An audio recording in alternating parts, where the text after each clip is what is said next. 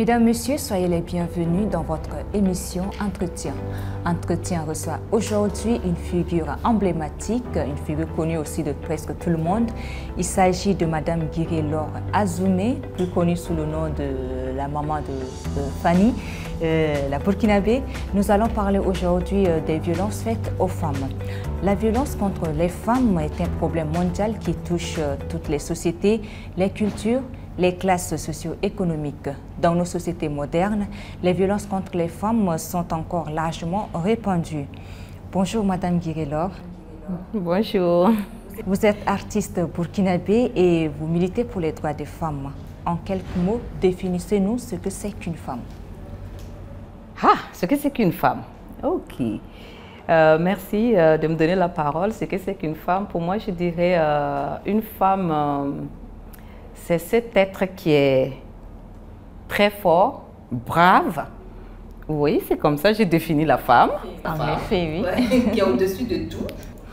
Donc, je me limite à cette, mais bon, je ne prendrai pas côté sexe. C'est vrai qu'on dit côté sexe féminin, sexe masculin. C'est ça, tout le monde le sait. Mais moi, je dirais que c'est cette personne qui est brave, qui est forte, qui est au-dessus de tout, qui arrive à gérer les choses que les hommes, avec petites tâches, n'arrivent pas à gérer. C'est le centre de tout, alors. Le centre de tout. En tant qu'artiste, parlez-nous un peu de votre expérience concernant la lutte contre les violences faites aux femmes au Burkina. Et si cette lutte, quand vous allez le dire, peut-elle s'appliquer aussi pour le cas du Tchad?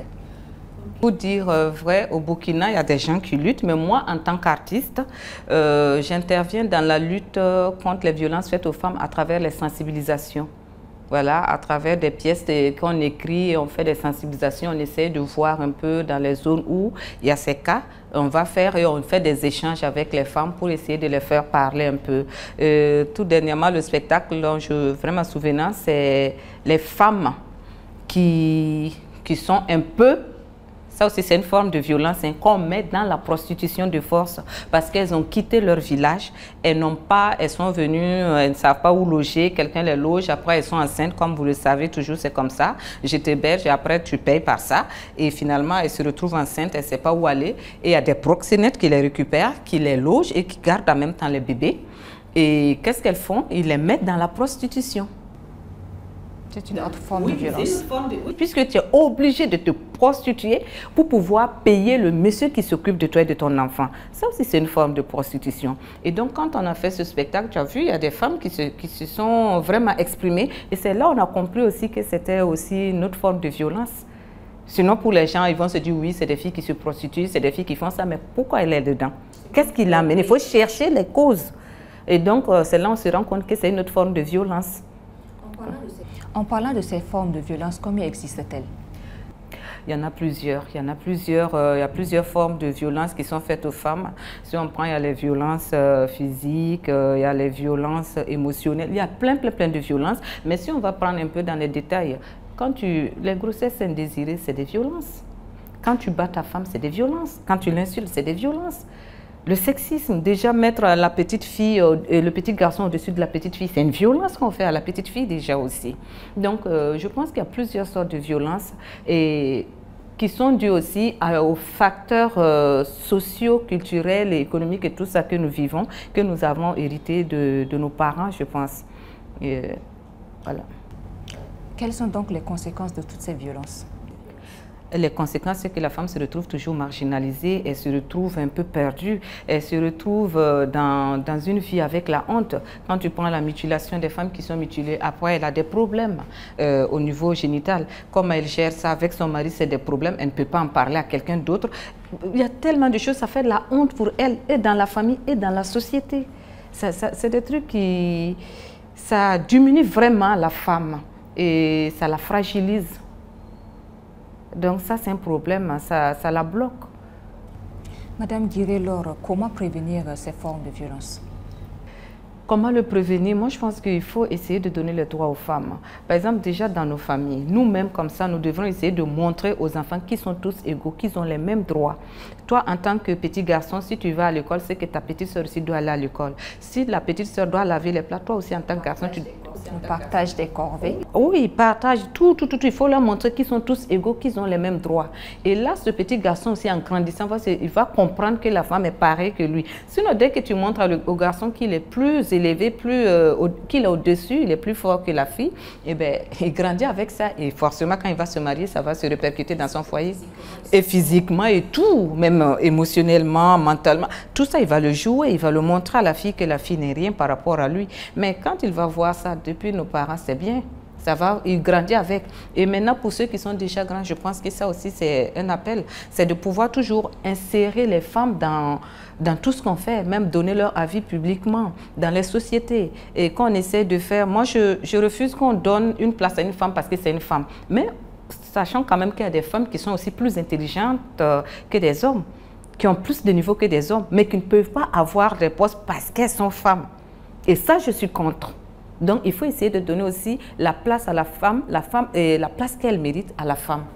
Voilà, donc leur donner un certain quota selon leur intelligence, selon leur niveau. Pas dire oui, on va forcer leur donner, après on va dire oui, les femmes, tu vois, on leur a donné, elles ne savent rien faire. Non, on le refuse. Vous l'avez relevé, la femme est l'essence de tout, mais on se rend compte qu'elle est toujours marginalisée. Pourquoi assiste-t-on à cette théorie de l'égalité, de parité entre hommes et femmes?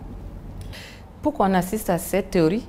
Eh bien, parce que, comme vous l'avez dit, on est marginalisé. Donc, il faut forcément créer cette théorie pour essayer de mettre les femmes à l'égalité pour qu'elles aussi, elles se sentent impliquées dans tout. Et c'est pour cela que les gens mettent la théorie de l'égalité.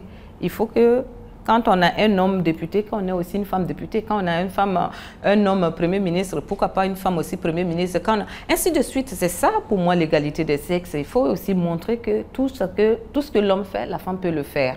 Et aussi, c'est ça, j'insiste toujours, il faut mettre la femme là où elle doit être.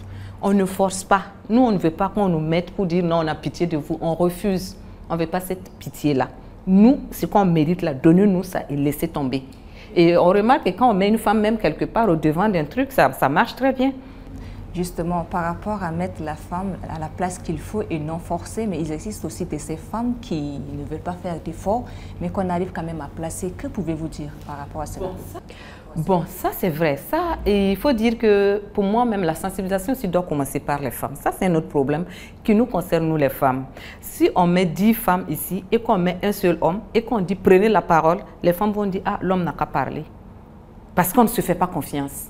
Ça c'est un autre problème aussi. Il faut qu'on ait confiance en nous et qu'on accepte qu'on peut et on va le faire. Mais chaque fois tant que tu manques de confiance en toi, tu ne peux rien faire. Et c'est ça le vrai problème de la femme. Dès qu'il y a un homme, si vous voulez faire l'expérience, mettez 10 femmes, un homme, et quand on va dire de parler, eh bien, diront tout ensemble, mais que l'homme prenne la parole, ah, c'est toi qui es là, il faut, vas-y. Non, quand on dit de prendre la parole, il faut savoir se lever, je suis femme, mais j'ai mon mot à dire aussi. Si l'homme veut, il va parler après moi. On m'a donné la parole, je la prends, ensuite il parlera. Et donc, il y a des femmes, c'est vrai qu'on veut mettre qui refusent, et on est obligé de mettre d'autres. C'est toujours le problème de confiance. Et alors, si on prend maintenant celles qui ne méritent pas, on va les mettre là, c'est pour dire après, les femmes ne travaillent pas. Donc, il faut travailler d'abord à donner confiance à la femme. Qu'elle ait confiance, il faut l'amener à savoir qu'elle a des potentialités qu'elle peut utiliser pour développer son pays, sa famille, son pays, l'économie, tout, elle est dedans. Sans la femme, nous sommes la moitié de la population quand même. Ceci n'est-il pas aussi le poids de la pesanteur? Exactement, c'est pour cela que j'ai dit au début, c'est les problèmes, c'est tous ces problèmes de la femme. Les violences que nous vivons viennent des problèmes socio-culturels, économiques. C'est ça qui pose le problème.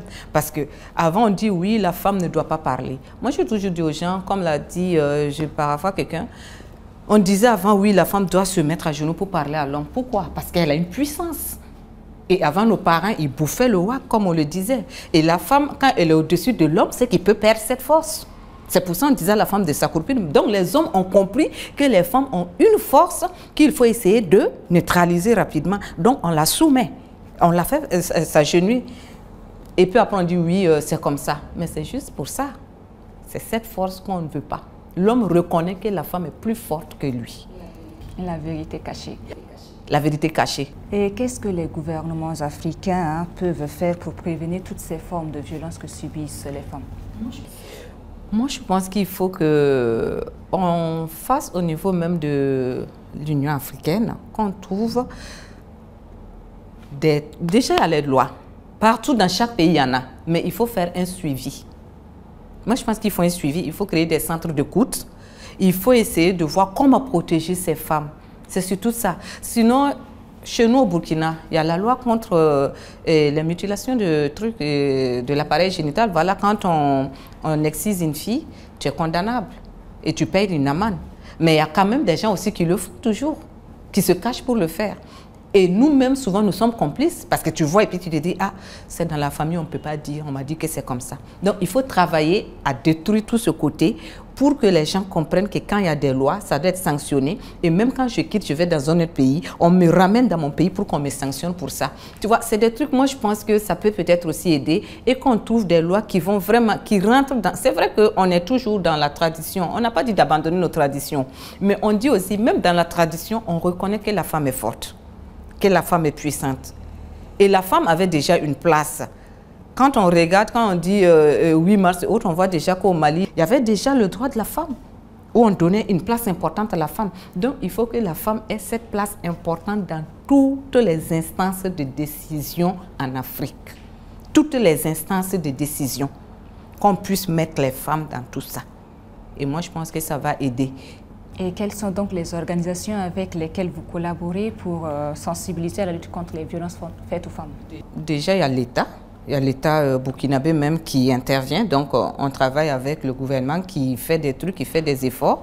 Il y a une loi qui fait répression, prévention contre les violences faites aux femmes et qui punit les gens. Donc, on travaille déjà avec le gouvernement. On travaille avec... il y a les Nations Unies aussi qui fait des sensibilisations pour le droit, la valorisation des droits de la femme.